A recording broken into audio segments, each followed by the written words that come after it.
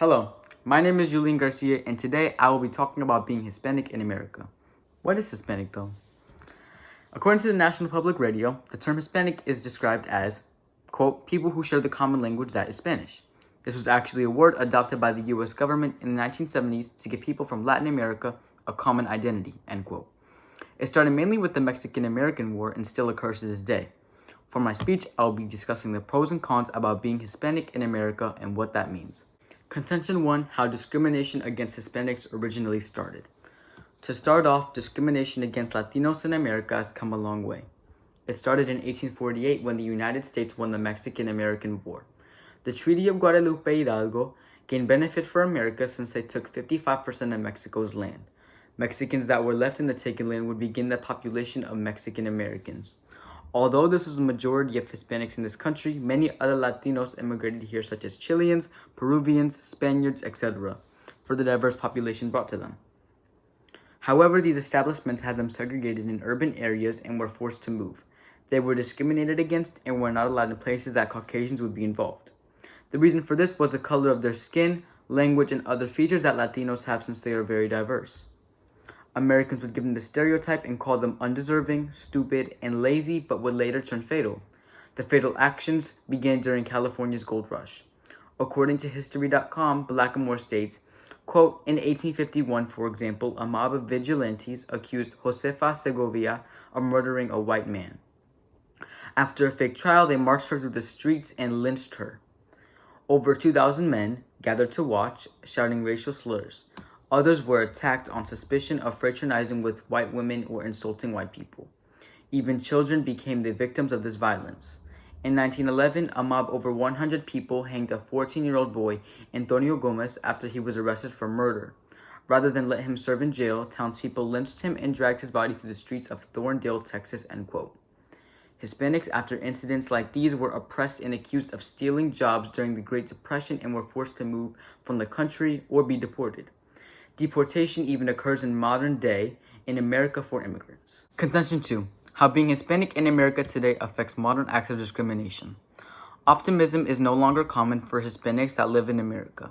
This may vary whether there's difficulty finding a job, attempting to get into college, immigrating to this country, or even added on circumstances such as being a woman. In the past 100 years, the race for segregation and oppression has lessened the extent such as lynching, but has still paved a path for left-out experiences of being Hispanic.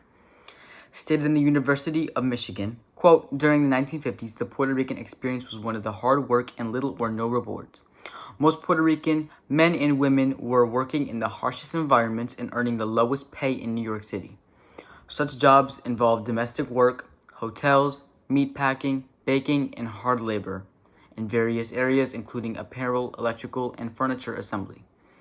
Unfortunately, this trend has not yet changed, end quote. Persecution and turn-downs because of one's background should not affect who they truly are.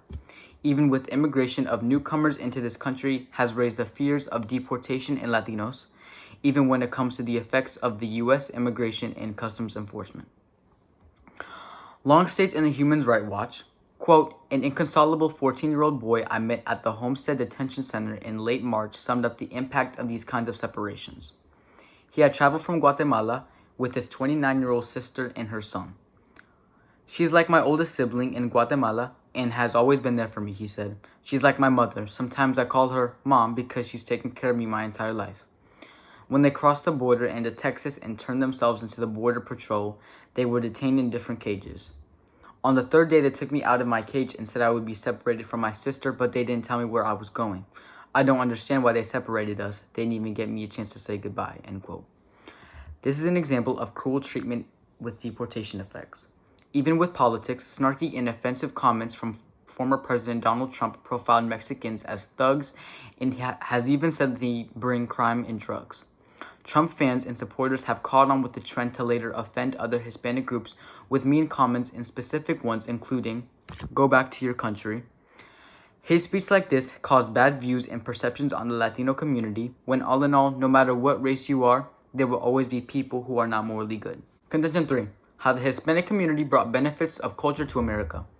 Hispanic and Latin Americans have diverse backgrounds in culture which has later been brought to this country to benefit from and grow. The common language of Spanish throughout Hispanic American culture brought the teaching of new American generations the Spanish language. Religion plays a role in where the majority of Hispanic and Latin Americans identify as Protestant or Catholic. Foods throughout the Latino American culture consist of dishes including empanadas, quesadillas, paella, and even tacos. Media and entertainment through the Spanish language is brought through television programs such as Telenovela, Univision, and Telemundo. This also includes the popularity of soccer in the US. Music is a big one also, and as stated in the Inner Exchange, quote, numerous Hispanic and Latin American musicians have achieved international fame such as Jennifer Lopez, late Tejano singer Selena, and Puerto Rican heartthrob Ricky Martin. In recent years, the reggaeton genre has taken American airwaves by storm with artists like Bad Bunny, J Balvin, and Maluma crossing over into the mainstream American music, end quote. Throughout this oppression that Latinos have faced in the past, there are good effects and benefits that last throughout the community. Thank you.